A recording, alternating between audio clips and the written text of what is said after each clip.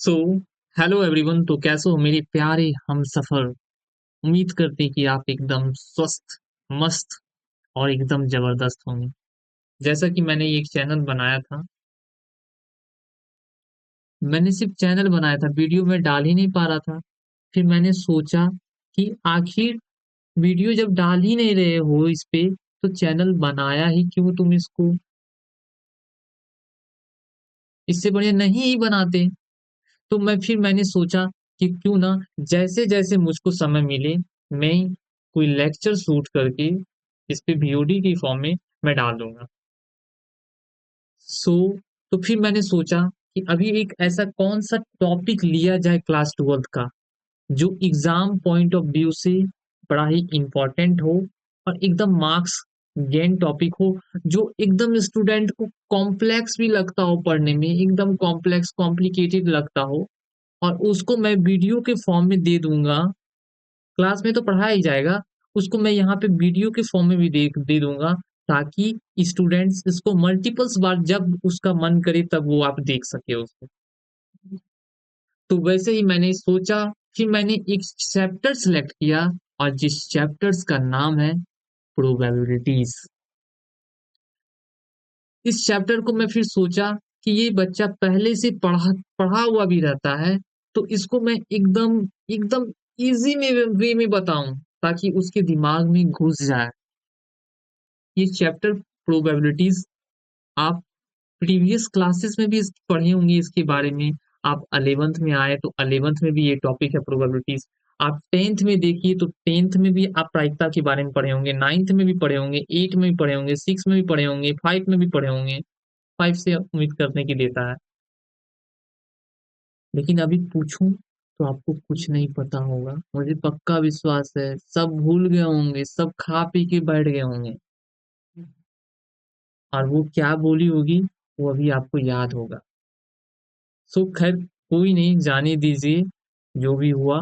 सो मैं इस चैप्टर को एकदम मैं बेसिक से स्टार्ट करने वाला हूँ, एकदम बेसिक से। प्रोबेबिलिटीज होता क्या है, क्या पढ़े हैं, क्या पढ़ना है मुझे, क्लास ट्वेल्थ में क्या सिलेबस है, ये एकदम बेहतरीन टॉपिक है। सो बेसिक से स्टार्ट करूंगा।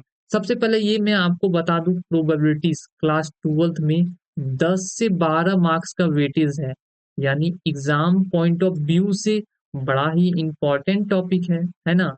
बहुत ही इंपॉर्टेंट टॉपिक है।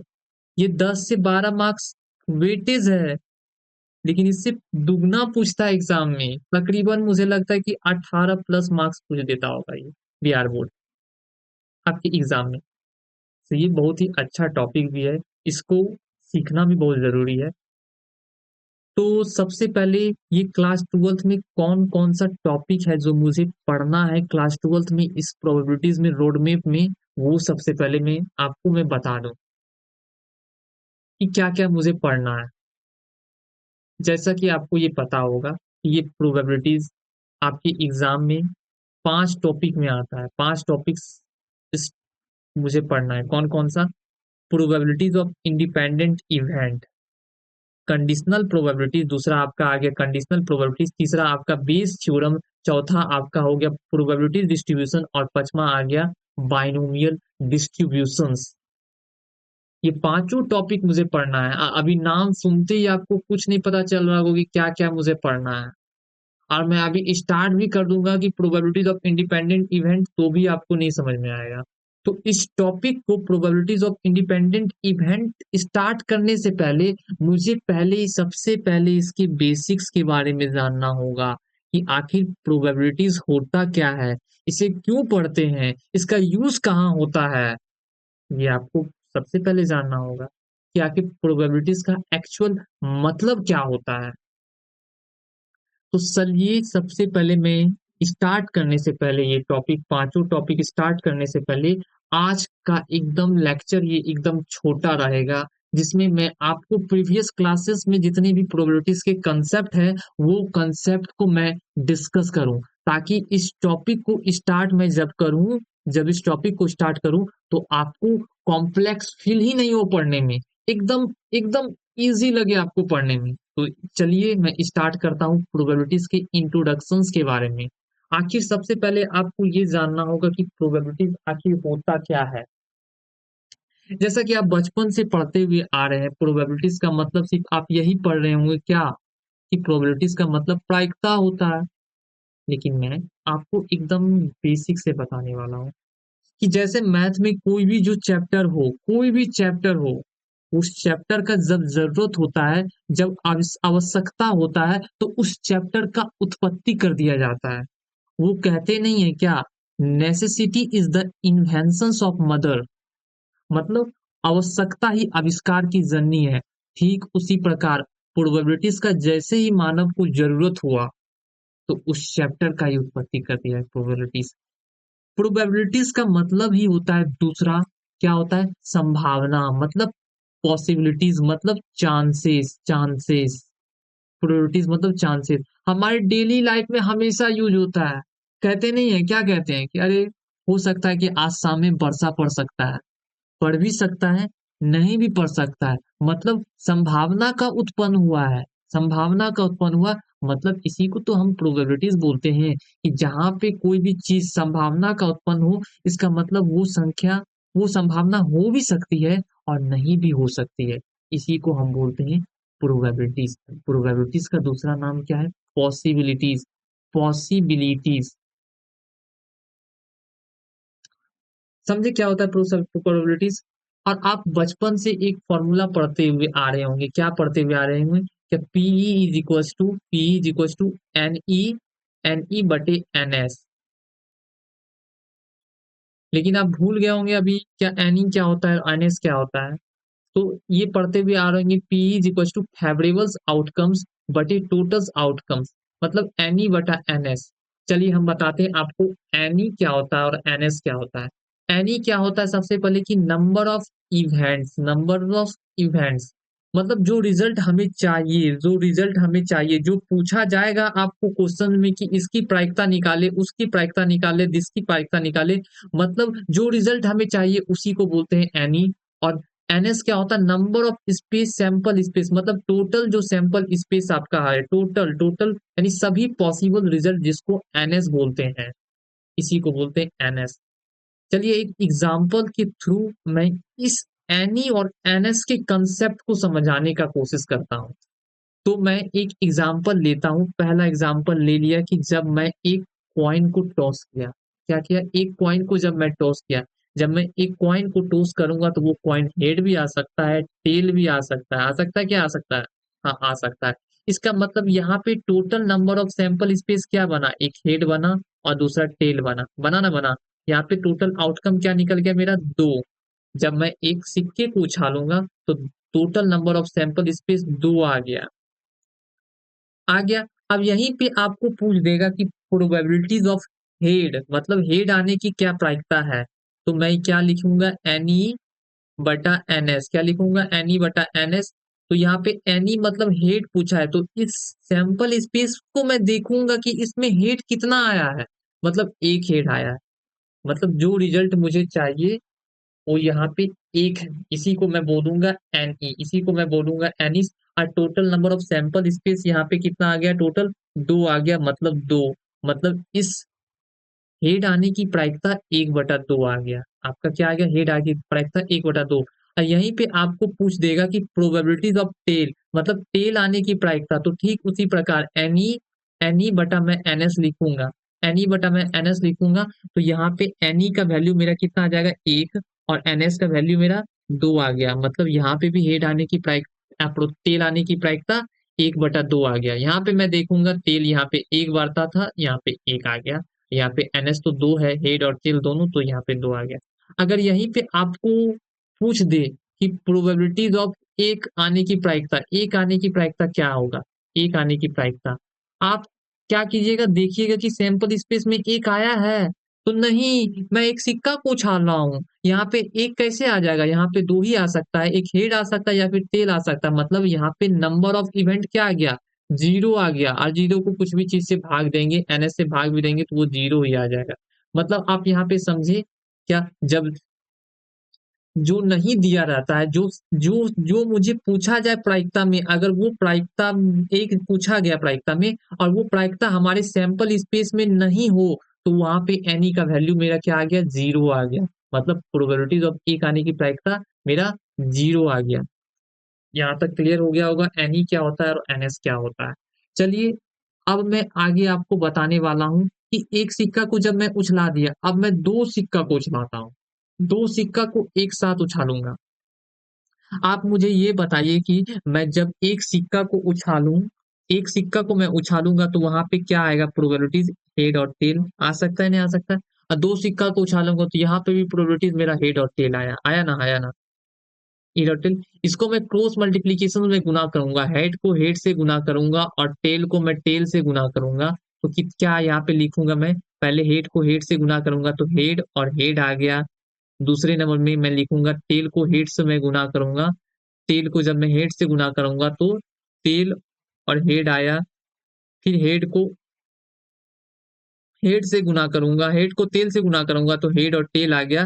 फिर टेल को टेल से गुना करूँगा तो मेरा टेल और टेल आ गया। मतलब यहाँ पे total number of sample space total possible result क्या हो सकता है? 4। जब मैं 2 सिक्कों को एक साथ उछालूँगा, तो वहाँ पे total number of sample space 4 आ गया। एक सिक्का को मैं उछाला, दूसरा सिक्का को मैं उछाला। एक सिक्का को उछालूँगा, दूसरा 2 सैंपल स्पेस 2, दूसरे सिक्का को उछालूँगा तो सैंपल स्पेस 2, मतलब टोटल सैंपल स्पेस कितना आ गया? 4 आ गया। वहीं यहाँ पे मैं लिखा हूँ। अब इसी में आपको बोल दे कि बोथ हेड, दोनों में हेड आने की प्रायिकता क्या है? हेड आने की प्रायिकता क्या है? तो मुझे यहाँ पे आपको देखना होगा कि यहाँ पे मैंने देखा कि यहाँ पे हेड कहाँ पे है? इस जगह पे है, हेडेड। तो यहाँ पे लिख दूँगा कि प्रोबेबिलिटीज़ ऑफ एनई बटा एनएस मेरा क्या आ जाएगा? यहाँ पे एक जगह आया तो 1 बटा ऑफ 4 ये आपका आंसर हो गया। अब इसी में 2 वर्ड दिया गया है, एकदम 2 वर्ड आपको ध्यान से समझना होगा। एक एटलीस्ट, एक आता है एटलीस्ट और एक है एटमोस्ट। एटलीस्ट मतलब होता है कि कम से कम, कम से कम। लेकिन सोचना है इसके बारे में उल्टा, सोचना है उल्टा। जैसे पूछा क्या कि probability at least 1 tail, at least 1 tail मतलब कि इसमें आपको पूछा गया है कि ये जो ऊपर जो सैंपल स्पेस दिया गया है, ये सैंपल में एक टेल कहाँ है? तो एक टेल यहाँ पे है ना? एक टेल, दूसरा टेल यहाँ पे है। कम से कम एक टेल है, ज़्यादा भी हो तो वो चलेगा। और तीसरा मेरा यहाँ पे है ना? देख लीजिए, कम से कम एक टेल, लेकिन ज़्यादा हो तो भी चलेगा, ज़्यादा हो तो भी चलेगा, ज़्यादा हो तो भी चलेगा। यहाँ पे टोटल एनी मेरा क्या कितना आ गया? 3 आ गया और एनएस कितना आ गया? 4 आ गया। मतलब ये समझ में आ गया एटलीस्ट का मतलब। और एक आता है एटमोस्ट। एटमोस्ट का मतलब क्या होता है? ज़्यादा से ज़्यादा। इसमें क्या इसका मतलब क्या होता है? ज़्यादा से ज़्यादा। इसमें बोला क्या गया है? ज़्यादा से ज़्यादा, इसका मतलब समझिए एटमॉस्ट में एक टेल, एटमॉस्ट में एक टेल मतलब ज़्यादा से ज़्यादा एक टेल हो, उससे ज़्यादा नहीं होना चाहिए, उससे ज़्यादा नहीं होना चाहिए, कम हो तो भी चलेगा। ज़्यादा से ज़्यादा एक टेल हो, उससे ज़्यादा नहीं है, कम हो तो भी चलेगा। अब यहाँ पे देखिए, इसको मैं दिखाता हूँ आपको, ब्लू कलर ले लेता हूँ। हाँ, ठीक है। ज़्यादा से ज़्यादा एक टेल, तो एक टेल इसमें है, इसका इसका एनी मेरा क्या हो जाएगा? एनी मेरा क्या हो जाएगा? ज़्यादा से ज़्यादा एक टेल, तो एक टेल, एक हेड टेल आ गया, दूसरा आ गया मेरा टेल हेड आ गया और तीसरा बोलिए क्या आएगा? टेल टेल आएगा? नहीं, ज़्यादा से ज़्यादा एक टेल आना चाहिए, मतलब हेड हेड आ जाएगा। क्या आ जाएगा? Head head. बोला क्या है? ज़्यादा से ज़्यादा एक टेल, कम होगा तो भी चलेगा। मतलब यहाँ पे मेरा sample space number of event क्या आ गया? 3 आ गया और सैंपल स्पेस कितना है? 4 है। तो इसमें आएगा मेरा प्रोबेबिलिटीज़ 3/4 इसका। समझ में आ गया? एटमोस्ट और एटलीस्ट का मतलब? एटलीस्ट का मतलब कम से कम और एटमोस्ट मतलब ज़्यादा से ज़्यादा। और आप यहीं पे आ जाइए, अगर पूछा आपसे क्या, अब तीसरा पूछ देगा आपको क्या कि एक सिक्का को जब 3 बार उछाला जाए, एक सिक्का को 3 सिक्का को एक साथ नहीं, 3 सिक्का को जब एक साथ उछाला जाए, तो उसमें total number of sample space क्या बनेगा? तो 1 सिक्का, 2 सिक्का, 3 सिक्का ले लिए हम। तीन सिक्का को एक साथ उछाला जाए तो गुना दे दिए, यहाँ पे कुछ नहीं किए, गुना दे दिए। एक सिक्का को जब हम एक बार उछालेंगे वहां पे सैंपल स्पेस कितना बनेगा, हेड और टेल। Yes sir. दूसरे में हेड और टेल। हाँ। तीसरे में हेड और टेल। हाँ। मतलब total number of sample space क्या बनेगा, 2 गुना 2, 4, 4 दूनी 8, मतलब total number of sample space मेरा 8 आ गया। कब आया, जब तीन सिक्कों को मैं एक साथ उछालूंगा। यहाँ तक आपको समझ में आ गया। जब तीन सिक्कों को एक साथ उछालूंगा तो हेड टेल, पहला में दूसरे में भी हेड टेल तीसरा में भी head tail, total number of outcomes 8 आ गया। आप इसको निकालिएगा कैसे, तो यहाँ पे आप ले लीजिए कि जब दो सिक्कों को जब निकालिएगा कैसे, दो सिक्कों को जब हम उछाले तो ये मेरा ये आ गया, आया था ना ये वाला, इसी को आप हेड टेल से गुना कर दीजिएगा क्रॉस मल्टीप्लीकेशन से, तो आपका टोटल नंबर ऑफ आउटकम्स इसमें आ जाएगा 8। 8 आ जाएगा। अब चलिए, सिक्का के बारे में तो हम लोगों ने पढ़ लिया कि क्या होता है, प्रोबेबिलिटीज कहाँ कहाँ यूज होता है, दैनिक जीवन में यूज होता है। तो सिक्के के बारे में मैंने कवर कर लिया। अब इसके बारे में पासा के बारे में पढ़ते हैं कि पासा जिसको इंग्लिश में बोलते हैं डाइस, पासा जिसको इंग्लिश में बोलते हैं डाइस, इसके बारे में पढ़ूंगा। तो देखिए, जब एक पासा को मैं उछालूंगा तो वहां पे डाई बोलते हैं, और जब दो पासा जब आ गया तो उसको डाइस बोला जाता है। जब एक पासा को आप उछालते हैं, लूडो खेलते होंगे हमेशा, अभी भी खेलते होंगे मोबाइल में, तो क्या करता है, जब एक पासा को मैं जब उछालता हूं तो उस पासा में टोटल नंबर ऑफ आउटकम्स क्या बनेगा, 1, 2, 3, 4, 5 और 6, यही ना आउटकम्स बनेगा, टोटल नंबर ऑफ आउटकम्स। हाँ, 6 बना। अगर यहीं पे आपको वो पूछ दे, क्या पूछता है कि दो आने की प्रायिकता क्या निकालिए, तीन आने की प्रायिकता निकालिए, चार आने की प्रायिकता निकालिए, यहीं पे पूछ देगा आपको। अगर मैं यहाँ पे पूछ दूं कि तीन आने की क्या प्रायिकता है, तो इसमें देखेंगे कि एनी में नंबर ऑफ सैंपल स्पेस में तीन कहाँ पे मेरा आ रहा है, कितना बार आ रहा है, तो एक ही बार तीन आ रहा है, यहाँ पे आ रहा है, आ रहा है, तो यहाँ पे एनी मेरा क्या आ गया, एक आ गया, और एनएस मेरा क्या आ गया, एनएस तो अभी पढ़े थे 6, total number of sample space 6 है, तो इसका मतलब तीन आने की प्रायिकता क्या आ गया मेरा, एन ई बटा एन एस, मतलब 1/6। यहाँ तक समझ में आ गया। फिर मैं दो पासा को एक साथ उछालूंगा, तो पहला मैं जब पासा को उछालूंगा तो उसमें टोटल नंबर ऑफ आउटकम्स क्या आ जाएगा, टोटल नंबर ऑफ आउटकम्स 6 आया। दूसरे पासा को फिर मैं उछालूंगा तो उसमें भी 6 आउटकम्स आएगा, मतलब 1, 2, 3, 4, 5, 6, 6 तक आएगा। तो total number of sample space जब दो पासा को मैं उछालूंगा तो यहाँ पे 36 आ जाएगा। आएगा कि नहीं आएगा, अरे बोलिए हाँ, आएगा। पहले मैं पासा को उछालूंगा तो 1, 2, 3, 4, 5, 6, ये 6 आउटकम्स आया। दूसरे को मैं जब उछालूंगा तो इसमें भी 6 आउटकम्स आ गया, 3, 4, 5, 6, 6 आउटकम्स आ गया। अब यहीं पे आप इसको क्रॉस मल्टीप्लीकेशन कीजिएगा, तो पहले में आ जाएगा 1, 1, दूसरे में आएगा 1, 2, तीसरे में आएगा 1, 3, चौथे में आएगा 1, 4, पांचवे में आएगा 1, 5, फिर आएगा 1, 6, आएगा ना, इसी तरह आएगा सैंपल स्पेस आपका। फिर फिर आज 2, 1 आएगा, फिर 2, 1 इसी तरह आपका बढ़ते हुए जाएगा, कहाँ तक जाएगा, 2 से 6 तक जाएगा। फिर इसी में आएगा 3, 1, 3, 1 बढ़ते हुए जाएगा, तो ये भी जाएगा आपका कहाँ तक, 3 से 3, 6 तक जाएगा। फिर 4, 1 आएगा, ये भी आपका बढ़ते हुए जाएगा, कहाँ तक जाएगा, 4, 6 तक। फिर यहीं पे आ जाइए आप, 5, 1 आएगा, 5, 1 आएगा, ये भी बढ़ते हुए जाएगा 5, 6 तक, 5, 6 तक। फिर यहीं पे आएगा आपका 6, 1, आप वहां पे पूरा लिख लीजिएगा, 6, 1 आएगा, ये भी बढ़ते हुए आएगा आपका 6, 6 तक जाएगा। अब यहाँ तक आप समझ गए होंगे क्या क्या मैंने पढ़ा, कि मैंने सिंपल शब्दों में अभी तक क्या पढ़ा, मैंने सिंपल शब्दों में पढ़ा कि प्रोबेबिलिटीज, प्रोबेबिलिटीज का मतलब होता है पॉसिबिलिटीज, प्रोबेबिलिटीज का मतलब होता है पॉसिबिलिटीज, मतलब संभावना। जैसे वो कहते क्या थे कि काश वो मेरी होती, हो भी सकती है, नहीं भी हो सकती है, अगर आप मेहनत कीजिएगा तो वो आपकी होगी, नहीं तो नहीं होगी, मतलब संभावना है। फिर मैंने क्या पढ़ा कि पीई जो होता है वो एनी बटा एनएस होता है। एनी क्या, मतलब कि जो रिजल्ट मुझे चाहिए, एनी मतलब क्या, जो रिजल्ट मुझे चाहिए, और एनएस मेरा क्या, सभी पॉसिबल रिजल्ट। यहाँ तक समझ गया।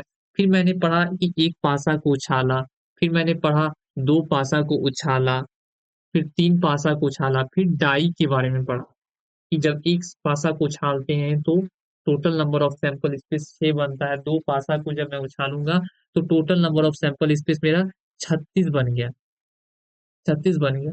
अब आइए आप क्लास 10th में पढ़े होंगे, एकदम ऑब्जेक्टिव में पढ़े थे, क्या पढ़े थे? क्या पढ़े थे कि प्रायिकता का मान हमेशा 0 से बड़ा होता है, 0 से बड़ा होता है और उसके बराबर होता है। क्या पढ़े थे? प्रायिकता का मान हमेशा 0 से बड़ा या उसके बराबर होता है और 1 से छोटा या उससे बराबर होता है। मतलब सिंपल शब्दों में समझ लीजिए कि प्रायिकता का मान 0 से बड़ा होगा या फिर उसके बराबर होगा, लेकिन 1 के बराबर होगा और 1 से कम होगा, 1 से कम होगा। ये कैसे? चलिए इसको मैं प्रूव करने वाला हूँ अभी। अगर आप मुझे ये बताइए कि जब वहाँ पे एक सिक्का को जब मैं उछाला था, जब वहाँ पे मैं एक सिक्का को उछाला था, तो या सिक्का पे आ जाते हैं। जब मैंने यहाँ पे आ जाइए, यहाँ पे आ गया। जब मैंने यहाँ पे एक सिक्का को उछाला, तो यहाँ पे आप देखिए जो एनी है, यहाँ पे जो एनी है, यहाँ पे एनी का मान 0 के बराबर आया था ना? हाँ, आया था। आप ये बताइए 0 के बराबर आ गया और 0 से बड़ा और 1 के आसपास आता है, मतलब 0 से बराबर आया और एनी का मान 0 के बराबर आ गया। ये उससे ज़्यादा भी आ सकता है ना? एनी का मान 0 के बराबर आया और उससे ज़्यादा भी आ सकता है एनी का मान। तो यहाँ पे हम इसको मान लेंगे फर्स्ट इक्वेशंस। फिर इसी में आप मुझे बताइए कि एनी का जो मान है, ऊपर में देखिए एनी का मान हमेशा नीचे वाले से कम है। ये देखिए तो आप, एनी का मान हमेशा नीचे वाले से कम है ना? एनी का मान हमेशा नीचे वाले से कम है, कम है। तो मैं यहाँ पे ये लिख सकता हूँ कि एनी का मान है वो हमेशा एनएस से कम है। बोलिए दूसरा इक्वेशन देख लीजिए आप।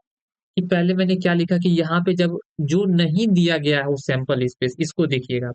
जो सैंपल स्पेस नहीं दिया गया है, प्रोबेबिलिटीज ऑफ एक आने की प्रायिकता, तो एक यहाँ पे सैंपल स्पेस में नहीं था, तो उस कंडीशन में मेरा एनएस का वैल्यू क्या आ गया था? 0। तो मैं यहाँ से लिख सकता हूँ, क्या लिख सकता हूँ कि एनी का जो मान है वो 0 के बराबर या फिर उससे ज़्यादा होगा, उससे ज़्यादा होगा, 0 से बड़ा होगा। ये इक्वेशन फर्स्ट। और इसमें भी आप देखें और इसमें इस नहीं नहीं इसमें देखें आप और इसमें देखें, दोनों में देखें कि नीचे वाले से कम ही है ऊपर एनी। तो यहाँ पे दूसरा मैं इक्वेशन लिख दूं, ये वाला। हाँ बोलिए हाँ। चलिए आ जाइए। अब यहीं पे मैं यहाँ पे लिखूंगा ये दोनों इक्वेशंस। क्या लिखूंगा कि एनी का मान, यहाँ पे मैं लिखता हूँ कि एनी का मान 0 से बड़ा है, एनी का मान और 0 के बराबर है। ये पहला इक्वेशन। फिर इसी में मैं यहाँ पे लिखूंगा कि एनी का जो मान है वो 0 से बड़ा है और एनएस से छोटा है। मतलब एनी का मान जो है हमेशा बड़ा है, छोटा है एनएस से। ये इक्वेशंस दो आ गया मेरा, दो आ गया मेरा। अब मैं यहाँ से मैं लिखता हूँ कि फ्रॉम फर्स्ट एंड सेकेंड से आप मुझे ये बताइए, मैं यहाँ पे लिख सकता हूँ कि 0 से बड़ा है एनी का मान और बराबर है एनी का मान, और एनएस से छोटा है एनी का मान और उसके बराबर भी आ सकता है, लिख सकते हैं। अब मैं यहीं पे एक सिंपल सा छोटा सा लाइन में लिखूंगा, क्या लिखूंगा? बाय डिवाइडिंग, मैं इसको डिवाइड करूंगा, बाय डिवाइड करूंगा किससे? एनएस से मैं डिवाइड करूंगा। जैसे ही मैं यहाँ पे एनएस से मैं डिवाइड करूंगा, आप मुझे बताइएगा, इसको मैं एनएस से डिवाइड किया, इसको मैं एनएस से डिवाइड किया, इसको मैं एनएस से डिवाइड किया। अब यहाँ पे देखिए क्या होगा एक्चुअली में। देखिए जैसे मैं इसको डिवाइड किया, तो यहाँ पे डिवाइड किया, तो इस ये तो मेरा कट के एक आ गया, इसका वैल्यू 0, तो यहाँ पे लिख सकते हैं इसका वैल्यू 0, इसका वैल्यू अभी इसके बारे में तो पढ़े थे, क्या है मेरा? ये एनी बटा एनएस, यही तो मेरा प्रोबेबिलिटी ऑफ इवेंट है ना? ये प्रोबेबिलिटीज ऑफ इवेंट, और ये मेरा एनी एनएस बटा एनएस, इसका तो वैल्यू यानी एक आ गया, इसके बराबर आ गया, इसके बराबर। मतलब यहीं से एक कंसेप्ट निकल के आ गया, क्या आ गया कि प्रायिकता का मान हमेशा हमेशा जीरो से बड़ा और उसके बराबर होगा, होता है, लेकिन एक से छोटा या उसके बराबर होता है ये प्रायिकता का मान। बहुत ही इंपॉर्टेंट कंसेप्ट है ये। अब आ जाइए कि इसके बारे में तो हम लोगों ने डिस्कस कर लिया। अब इसके बाद हम पढ़ने वाले हैं क्या, प्रोबेबिलिटीज ऑफ ऑकर। क्या पढ़ने वाले, प्रोबेबिलिटीज ऑफ ऑकर, मतलब घटना होने की प्रायिकता, घटना होने की प्रायिकता और घटना ना होने की प्रायिकता के बारे में पढ़ेंगे। एक आप एक कंसेप्ट पढ़े होंगे, क्या पढ़े होंगे कि घटना होने की प्रायिकता और घटना ना होने की प्रायिकता, दोनों का सम, दोनों का जोड़ क्या होता है कि एक होता है। क्या होता है? एक होता है। यानी प्रोबेबिलिटीज ऑफ ऑकर, घटना होने की प्रायिकता, और प्रोबेबिलिटीज ऑफ नॉन ऑकर, जिसको हम डिनोट करते हैं ऊपर बार से, या फिर कभी कभी वो डैश से भी डिनोट कर देता है, डैश से भी डिनोट कर देगा, कभी कभी बार से भी डिनोट कर देगा। मतलब यहाँ पे आप ये देख लीजिए कि प्रोबेबिलिटीज ऑफ ऑकर और प्रोबेबिलिटीज ऑफ नॉन ऑकर, इस दोनों का सम हमेशा किसके बराबर आता है? किसके बराबर आता है? एक के बराबर आता है। एक के बराबर आता है। कैसे आता है ये आपको मैं अभी तुरंत बताता हूँ कि कैसे आता है ये। जैसे आपने जब एक सिक्का को उछाला था, तो उसमें आप देखे होंगे, एक जब सिक्का को उछाला था तो उसमें आप देखिए कि प्रोबेबिलिटीज ऑफ एच आने की, हेड आने की प्रायिकता क्या थी? 1/2। बोलिए हाँ। अरे हाँ तो बोल दीजिए। हाँ। अच्छा, आप वहां पे ये मुझे बताइए कि हेड नहीं आने की प्रायिकता, हेड नहीं आने की प्रायिकता, अरे हेड नहीं आया होगा तो क्या आया होगा? टेल आया होगा, तो टेल आने की प्रायिकता क्या होगा? 1/2। बोलिए। हाँ। अच्छा, इस दोनों को जोड़िए कि हेड आने की प्रायिकता और हेड नहीं आने की प्रायिकता का सम कितना होता है, मैं देख लेता हूँ एक बार। तो हेड आने की प्रायिकता कितना आ गया? 1/2। और हेड नहीं आने की प्रायिकता भी मेरा क्या आ गया? 1/2। इस दोनों को मैं जब जोड़ूंगा तो आप देख लीजिएगा कि इसका जोड़ एक के बराबर आ रहा है कि नहीं आ रहा है। यही तो मुझे बताना था आपको। क्या बताना था? कि घटना होने की प्रायिकता, ये जो घटना हुआ, इस घटना होने की प्रायिकता और घटना ना होने की प्रायिकता का जब जोड़ होता है, वो एक किसके बराबर होता है? एक के बराबर होता है। एकदम बहुत ही इंपॉर्टेंट कंसेप्ट है, बहुत यूज होता है ये वाला। आपको बहुत ही यूज होगा, जहां पे आप चाहिएगा बहुत ही आपको इसके बारे में यूज होगा। उसके बाद आप यहाँ तक तो पढ़ लिए, क्या क्या पढ़ लिए हमने? जब एक सिक्का के बारे में पे पढ़ लिया और पासा के बारे में पढ़ लिया। अब एक बचता है, एक कार्ड के बारे में पढ़ना, प्लेइंग कार्ड्स के बारे में, मतलब ताश के बारे में पढ़ना। अभी तक तो मतलब कि जो बच्चा अभी तक सीधा होगा वही नहीं जान रहा होगा ताश के बारे में। बाकी उसी के लिए मुझे बताना पड़ेगा किसके बारे में? ताश के बारे में। ताश के बारे में। देखिए ये आपका आ गया कार्ड्स, इसको बोलते हैं प्लेइंग कार्ड्स। टोटल कितने कार्ड्स होते हैं? ये टोटल्स 52 कार्ड होते हैं। कितने होते हैं टोटल्स? 52 कार्ड होते हैं।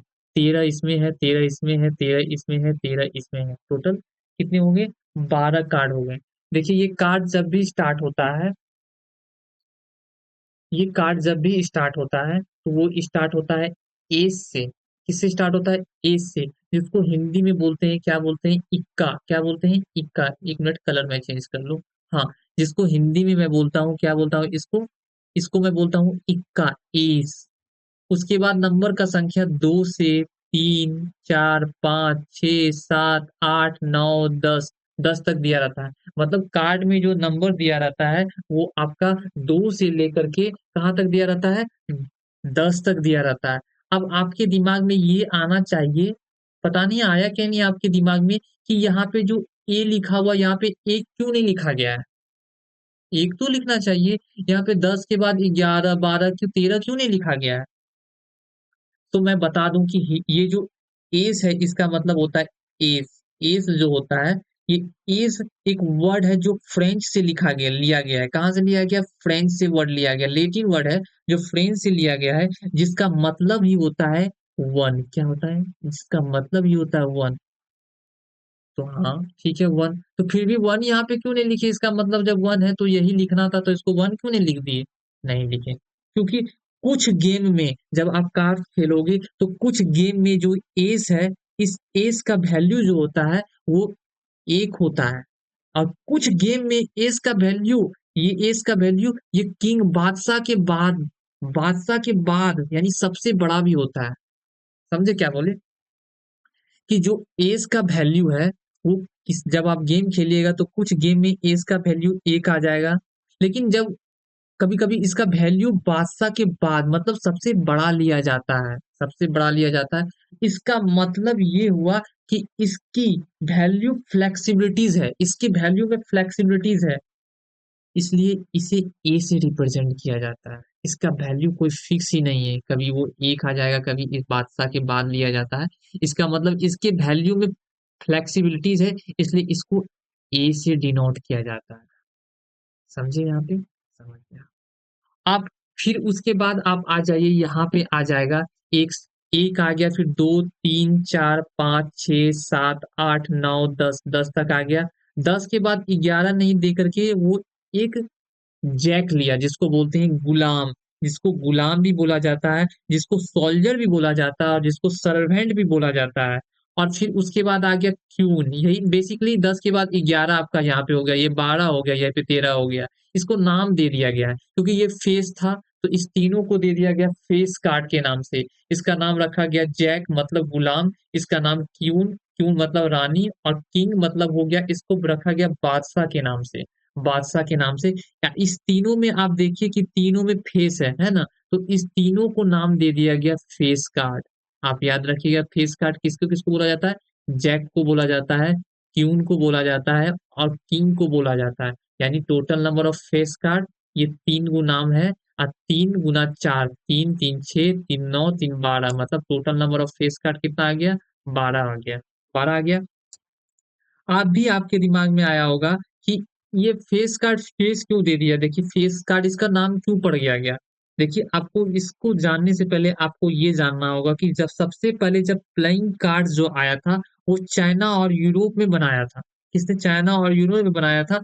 उसमें फेस कार्ड होते थे, जिसमें लोगों ने राजा-रानी, जैक जो सोल्जर है, सर्वेंट है, की तस्वीर होती थी। इसलिए नंबर के साथ उनके करैक्टर देने के लिए, क्या देने के लिए? नंबर के साथ उनके करैक्टर देने के लिए उसके नाम दे दिया गया। यहाँ पे नंबर जो बड़ा नंबर है, तो ठीक उसी प्रकार नंबर के साथ उनके करैक्टर देने के लिए 10 है तो गुलाम है, 11 है तो गुलाम है, 12 है तो रानी है। उससे बड़ा करैक्टर जो होता है तो उसको बादशाह से डिनोट किया जाता है। समझ में आ गया क्यों क्यों नाम पड़ा? आप इस नाम से पहले आपको ये फिर जान गया इतने बारे में, आप इसके बारे में, इसके चिन्ह के बारे में आप देख लीजिए कि जो ये कार्ड होता है, ये कार्ड टोटल कितना होता है? 52 होता है। कितना होता है? 52 होता है। 52 में जो होता है वो 26 लाल होता है और 26 काला होता है, काला होता है। लाल में कौन-कौन सा होता है? एक पान होता है जिसको बोलते हैं पान, जिसको इंग्लिश में बोलते हैं हार्ट। क्या बोलते हैं? हार्ट। ये पान होता है, और एक डायमंड होता है। ये कितना हुआ? ईट हुआ। इसको क्या बोलते हैं इंग्लिश में? डायमंड। इसको डायमंड बोले इंग्लिश में, और हिंदी में इसको बोलते हैं ईट। आप समझ लीजिए ये 13 हार्ट हो गया, 13 डायमंड हो गया, टोटल 26 हो गया। आप यहाँ पे देखिए टोटल लाल की संख्या 26, और आप इसी फिगर में आ जाइए, फिगर में आ जाइए, फिगर में आ जाइए। ये आपका जो हर्ट है, ये हर्ट, ये हर्ट, ये देख लीजिए 1, 2, 3, 4, 5, 6, 7, 8, 9, 10, 11, 12, 13, टोटल 13 आ गया। फिर नीचे डायमंड जो भी वो भी 1, 2, 3, 4, 5, 6, 7, 8, 9, 10, 11, 12, 13, यानी टोटल डायमंड भी मेरा 13 आ गया, हर्ट भी 13 आ गया। मतलब यहाँ से आप देख लिए, क्या देखें यहाँ से? आप यहाँ से देख लें कि रेड का जो संख्या है 26, मुझे दिख गया 26 कौन-कौन सा होता है।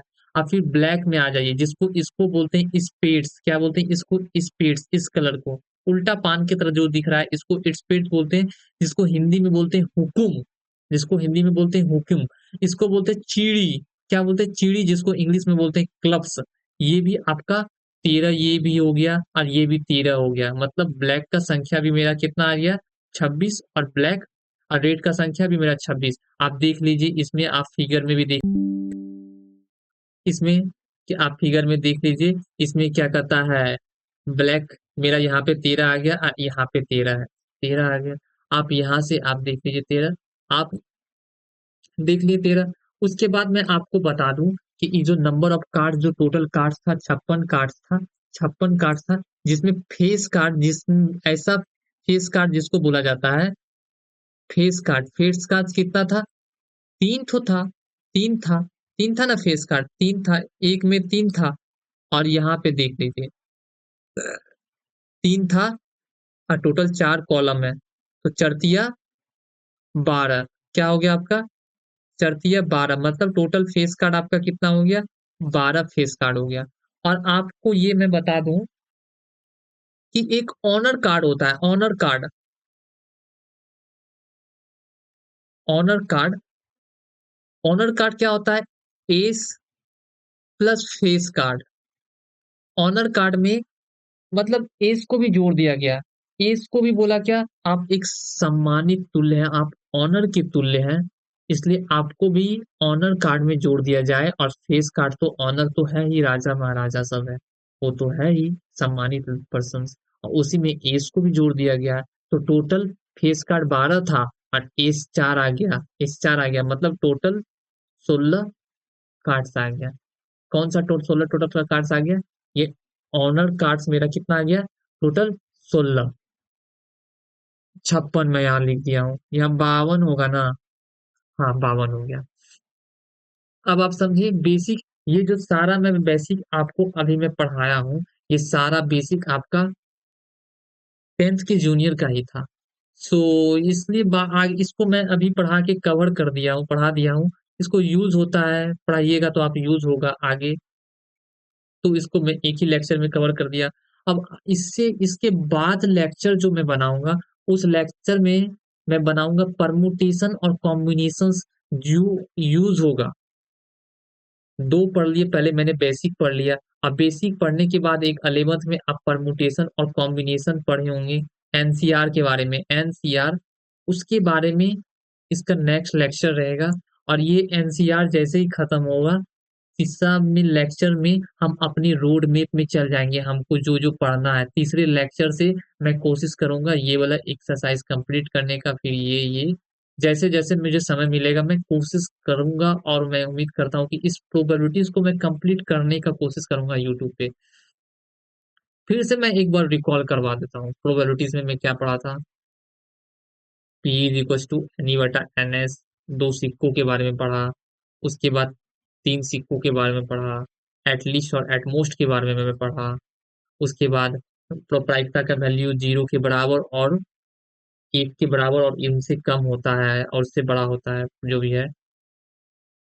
फिर घटना होने की प्रायिकता, घटना ना होने की प्रायिकता के बारे में पढ़ा। टास्क के बारे में पढ़ा। ये हमारा बेसिक कंसेप्ट था। इस कंसेप्ट के बाद मैं परमुटेशंस और कॉम्बिनेशंस का वीडियो मैं बनाऊंगा। सो कैसा लगा ये आपको, ये लेक्चर? आप कमेंट में मुझे बताइएगा कैसा रिस्पॉन्स रहा। अगर आप अच्छे से समझ गए ये, तो मैं कंसिस्टेंसी इसको मैं कोशिश करूंगा कि मैं रखूं। So thank you.